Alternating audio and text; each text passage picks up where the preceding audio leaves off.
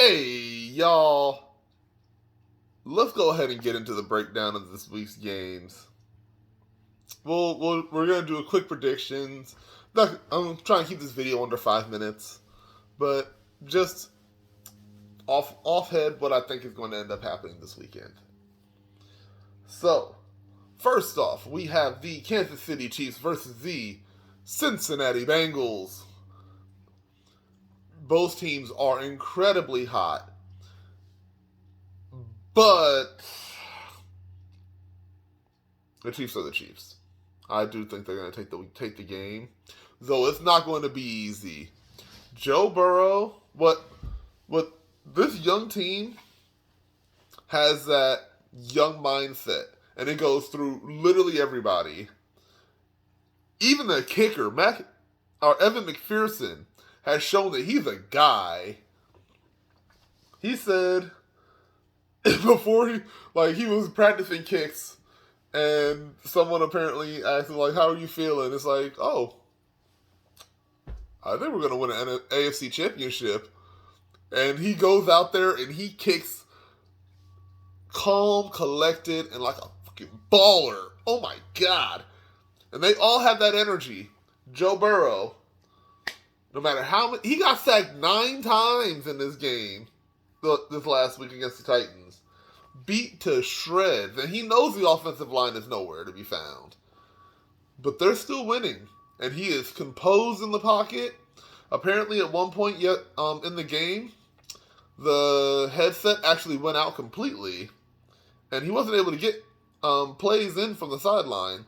So he was literally out there for a few plays, calling them on his own, and they won, and they were successful plays. One was a pass to Jamar, got him the first down. Other one, I believe, was a dump off to Mixon, and he took it for another 7 yards. They were looking clean.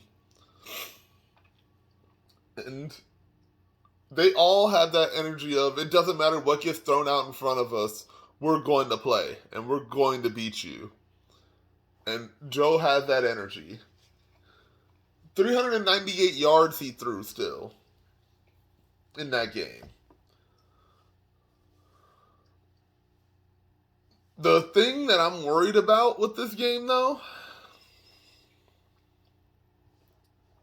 it may be a blowout. And I only say that because where they have the scrappy attitude, the Kansas City Chiefs have that skill.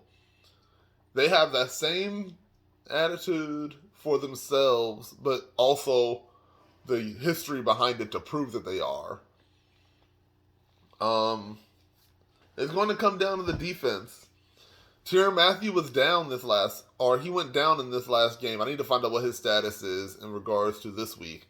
But him going down against the Bills really, really showed he was supposed to be the one to cover Gabriel Davis. And I think if he covers him the entire game, I don't think that he goes off the way he did. Does he go off still? Yeah, they're still fantastic. But 4 touchdown off, I don't think so. So they're going to be going back healthy back into the AFC Championship. They've been there before, too. 3 times now, actually. This is a team that knows where they're supposed to be. They are supposed to be the Kings. And they play like it. And they show it. This is literally going to be Kings going, or basically a peasant going for the crown. 2 years ago, they were the number 1 pick in the NFL draft. They pick up Joe Burrow. And in the second season for him, first season he's completely injured basically the entire time. Second season, he comes in and he takes him to the AFC Championship. This is literally never happened for a number 1 pick. So this is the worst team of the worst team. They did their thing, and they have nothing but respect from me. Absolutely nothing. They are amazing, and I think they're going to be a franchise that people are going to have to really not just respect but fear for a long time. Their whole team is young too. I don't think they lose a single one of their big threats this next season. Not to mention what they can acquire this offseason. This is going to be an offseason that people are going to have to watch for. Because there's so many teams that are now in rebuilds, like, established teams are going to be the teams where the big players go to. As I said, just from the Buccaneers alone, Leonard Fournette, JPP, and Dominican Sue.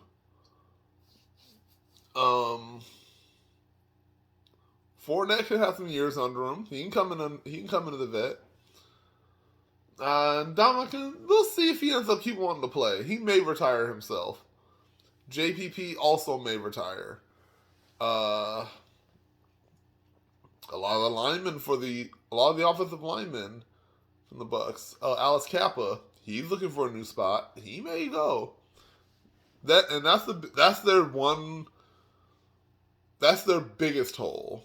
I think their defense is spotty on the Bengals, but their offensive line is in shambles and cannot block Joe to save their life.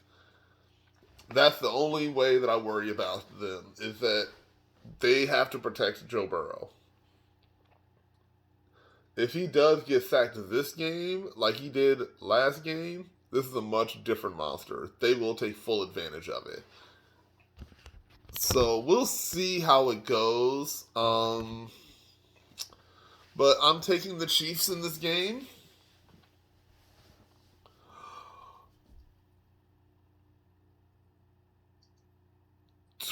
$26-17. Yeah. 26-17. We'll see. I'm very excited to see how this game goes. I hope I'm wrong, because I would love to see a team go from out of nowhere into the Super Bowl. It would be amazing. But we'll see how that goes. Next game, we have in LA a California death match, basically for the state. Whichever team wins is probably going to have the home field advantage, being from California. So we have the San Francisco 49ers versus the LA Rams. Now, last time the Rams played in SoFi against San Francisco, there was you could see a distinct flood of red jerseys in the stadium. They came out in full force. And in order to combat that, the Rams decided to do one of the biggest dick moves I've ever heard, and made it so that only residents can get them first, thinking that that's going to keep out the Niners fans and bring more Rams fans in. And they also told everyone not to sell their tickets. But I still think the Niners are going to come in full force. Like, Niners fans travel really well down here. And I can tell you, there's a lot of 49ers fans in Southern California. At least 4 of my friends, I can name off the top of my head, are Niners fans. It's going to be a dogfight. You're going to see one of the best run games in the league in the San Francisco 49ers go against one of the better passing attacks. A spotty defense. I will say, I think Rams have an amazing defense, though it comes down really to Aaron Donald and how much pressure he gets in, because everything works off of his pressure. You get him coming through the line, then you can bring in the other side in the overload blitz. That's how you get Von Miller to come in through the A gap and grab and get him for the sack. But they're gonna need that. They're gonna need him to really disrupt and break through. That will slow down the run game tremendously. But it's also going to send them going towards the line, which I think is even better for San Francisco. You have Debo Samuel has proven himself to be one of the best end-arounders in the league, in my opinion. And not to mention, you can line him up backfield, you can line him up receiver, you can line him up literally anywhere on the field, and he will be comfortable, and he will snatch chains. Because who that is? Oh, shit. It's Debo. Debo. He's earned that nickname. They've also already been in the Super Bowl, and the Rams have been in the Super Bowl as well.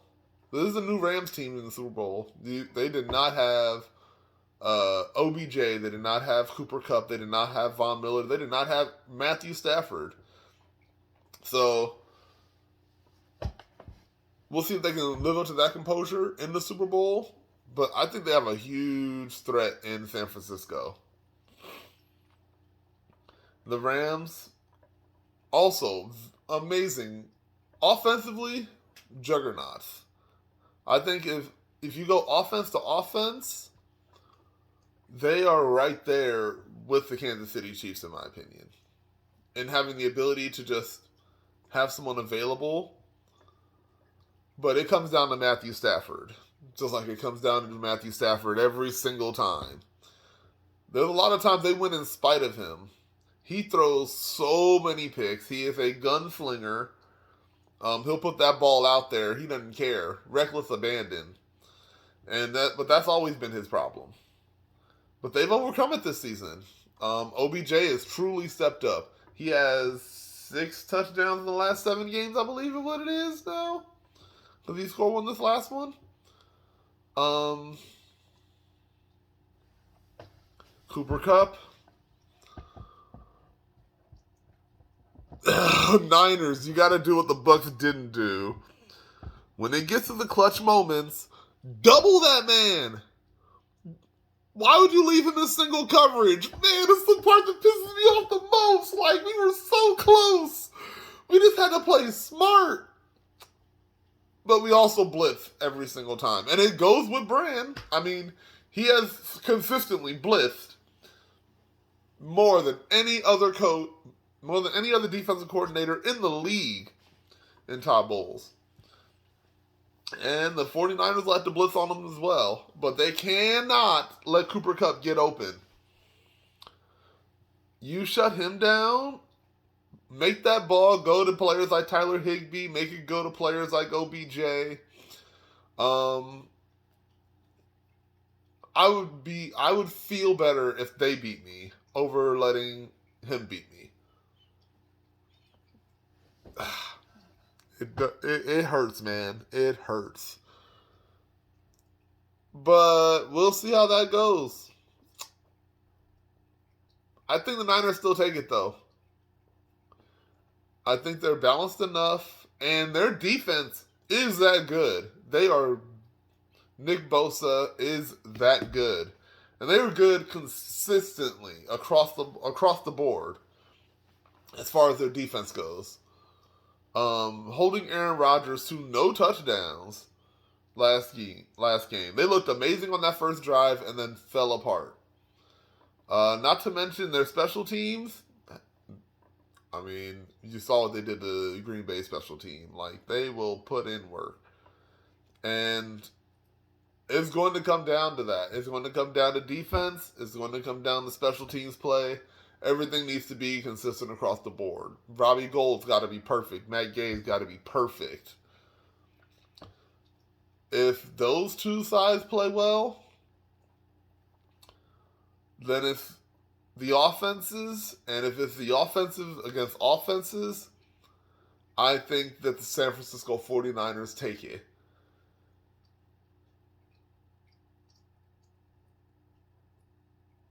$27-30.